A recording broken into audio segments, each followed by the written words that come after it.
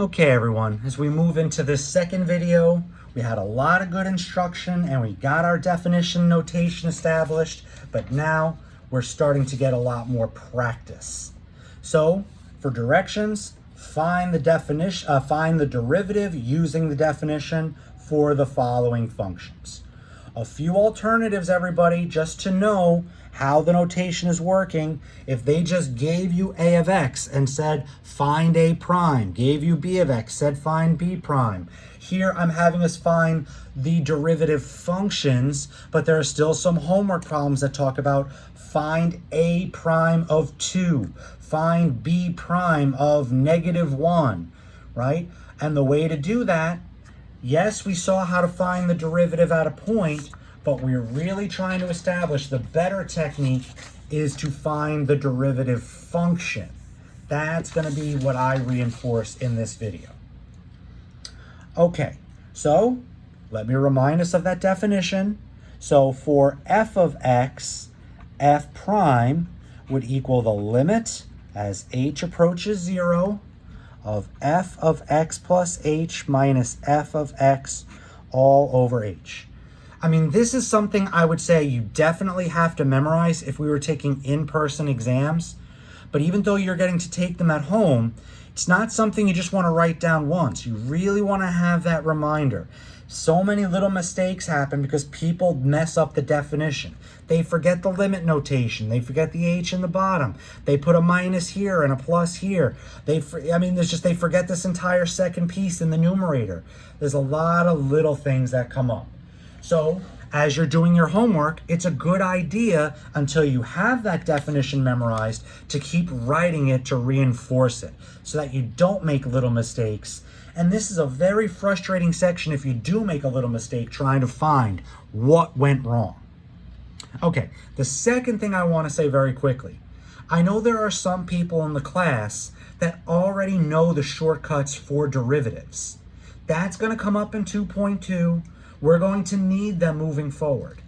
But on this first test, when I have specific directions that say use the definition, even if you know the shortcut, that's great. You could certainly use that as a way to quickly check your answer and make sure it worked correctly. But if you're going to get full credit on the test, I want to see you using the definition. Okay?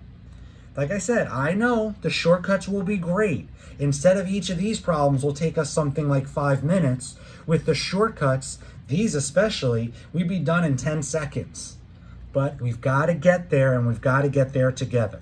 And we start by getting the reinforcement using the definition, reinforcing the connection that these are the slopes, that this function is giving us the slopes of the tangent lines to the curve, and that at the end of this, we'll get the reminder on how applications work, that derivative represents the instantaneous rate of change and a way to figure out what units go with it.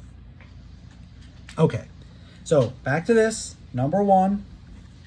So for a of x, a prime would be the limit h approaches 0, a of x plus h minus a of x all over h.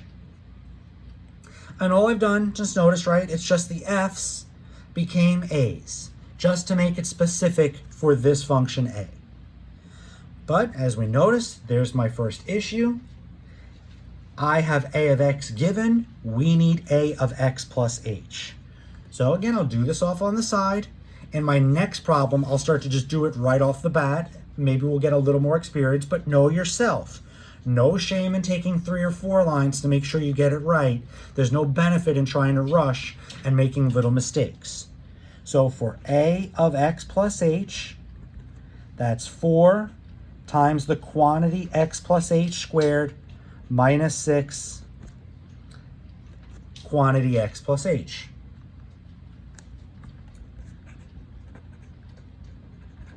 So I still have my limit notation. All of this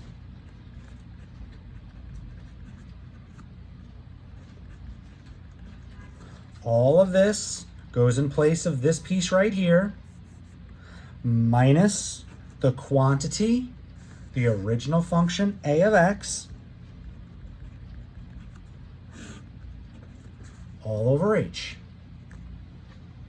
If you want to verify that this is a 0 over 0, you certainly can, and it works. But I'm ready to move into the manipulation. So I've got to get rid of these parentheses. So right here, a lot of foiling. You may have noticed this is starting to come up a good amount. So some people, it's just, you just get x plus h squared just because you do it so often. But, you know, take your time, x plus h, that's x squared plus 2xh plus h squared. Still has the 4 times all of that. So just like I keep encouraging you, I'm doing a little bit of work off on the side, but now to try and keep my problem neat, not trying to get too much of this in the middle of my problem to distract me, to get me to lose my place. Now I distribute that 4x squared plus 8xh plus 4h squared. This, distribute the minus 6, minus 6x, minus 6h. And here, distribute the negative, minus 4x squared plus 6x, all over h. Notice the similarities with the problem that we finished at the end of the previous video. Look at what happens here. You got rid of all your parentheses, and now you're seeing some like terms that not only combine but cancel. When we did it before, we had the x squared, the 3x, the minus 1, all those canceled. Here it's only 2 pieces, but we see a positive 4x squared and a minus 4x squared. We see a minus 6x and a positive 6x. Look what's left behind.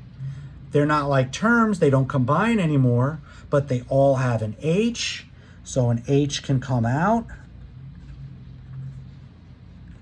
so that we can cancel. And again, that's my preferred way to see it. I know other people, just again, 8xh divided by h, you get 8x. 4h squared divided by h, you get 4h. Minus 6, here it is, minus 6h divided by h. They just divide it individually. It works exactly the same. Notice here, I'm not doing GCF.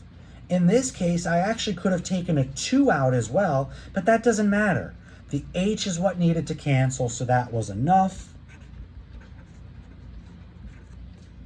So we've got 8x plus 4h minus 6. That is all that is left. H goes to 0.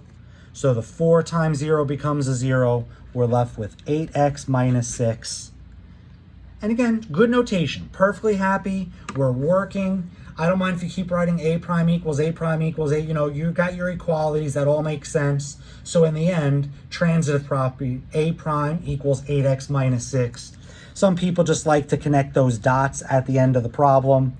That's your choice. I have no problems with that. That is the correct answer. And now that's all I asked in this problem. But just to realize, if the question said, find a prime of 2, now you just plug 2 into this. 16 minus 6 and you get 10.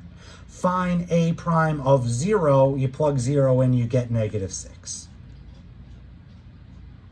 Okay, and same thing, tangent line. If they want the equation, this would be where you get your slope, but then you'd still need to use your original to get your y. Okay, let's keep this going, everybody. Problem number 2. Now we're looking at b of x equals x cubed plus 2. I'm not trying to rush you. I'm just going to go a tiny bit faster, just trying to point out that as you get more practice, you certainly might just go a little faster. So that b prime is the limit, h approaches 0. Maybe you don't need to write the b of x plus h minus b of x all over h. Maybe you feel more comfortable just to get right into it. What is b of x plus h? And I'm not going to do it off on the side. I'm just going to plug it in here and write it out right here. Plugging in x plus h, I get quantity x plus h cubed plus 2. That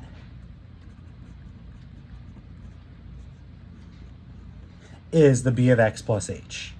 Minus the quantity x cubed plus 2. There's your minus b of x all over h. And now, just instead of doing this, we're seeing similar things. Fewer parentheses, but we've got a little more work to do. And just like I said with squaring it, definitely make sure you're doing the same thing with cubing. Can't just cube the first and cube the second. You're gonna have to actually x plus h times x plus h. So doing some of that off on the side, I'm just gonna jump to what it is. It's x cubed. You'll get a 3x squared h to the first power, a 3x h squared, and you'll get an h cubed. The plus 2 is still there. Distribute this negative, minus x cubed minus 2. Positive x cubed minus x cubed cancel. Positive 2 minus 2 cancel. Look at the terms left behind. They all contain an h, so I could factor that h out. Again, oh no, I'm sorry, I almost said they have a 3 as well, but this one does not. These two have x's, this one does not. But one more time, I'm not using GCF. I just know I need to cancel this h.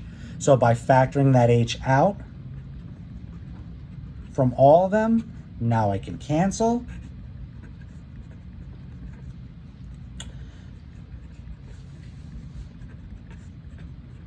H goes to 0.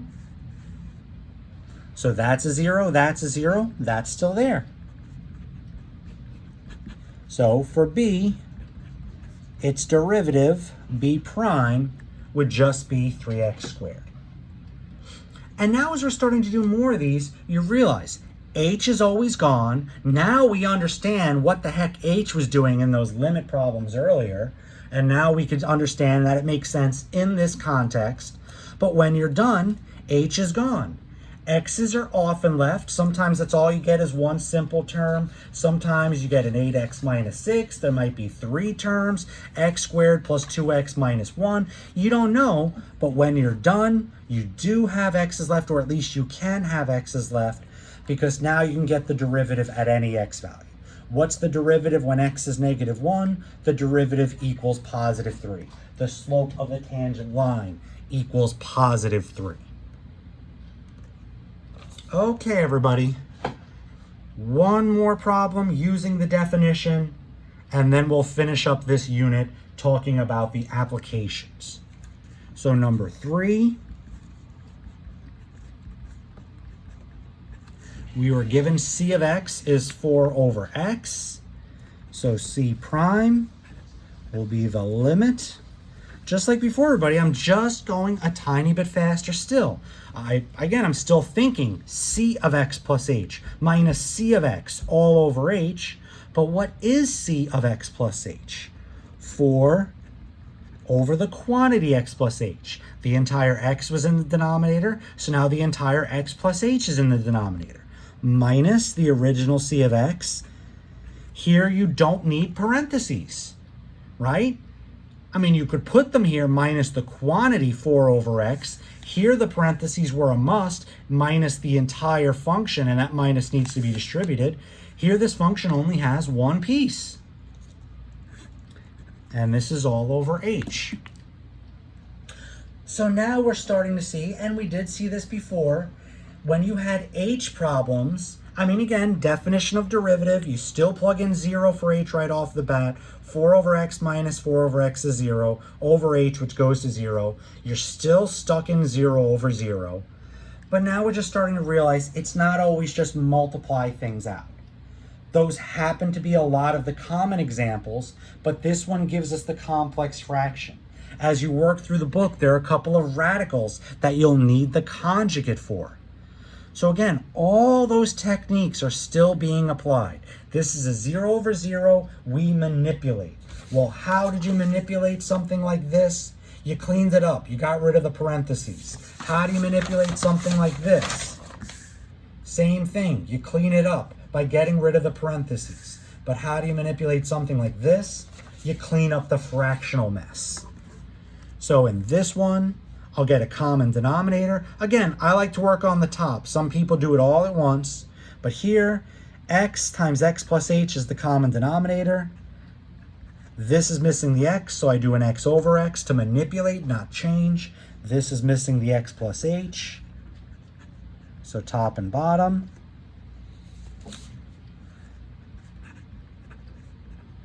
Notice Everything we said about limit notation, even with these derivatives, still have the limit, still have the limit. It's not 3x squared plus 3xh plus h squared equals 3x squared. It's the limit that equals this. You keep the limit notation until you actually plug in.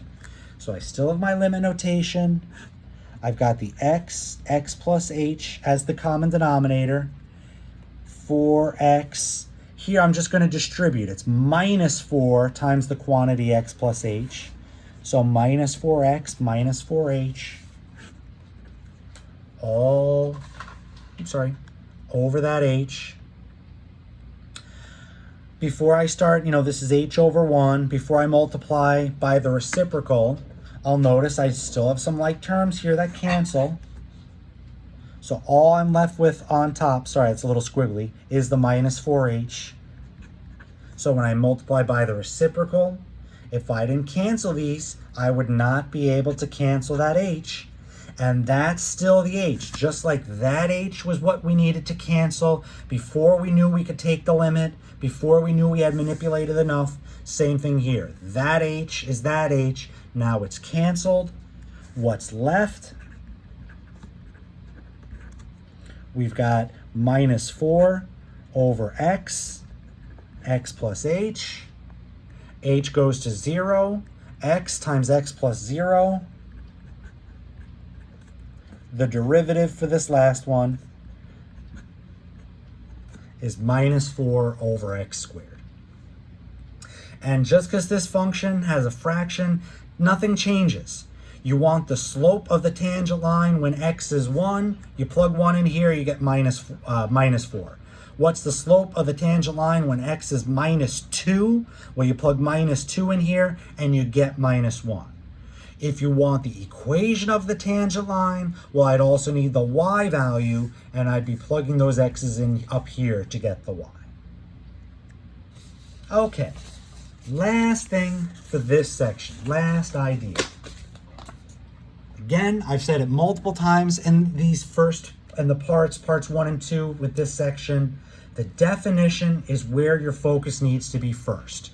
Making the connection, using the definition to make the connection that this is the slope of the tangent line, that should be an added bonus. And we also want to start making that connection.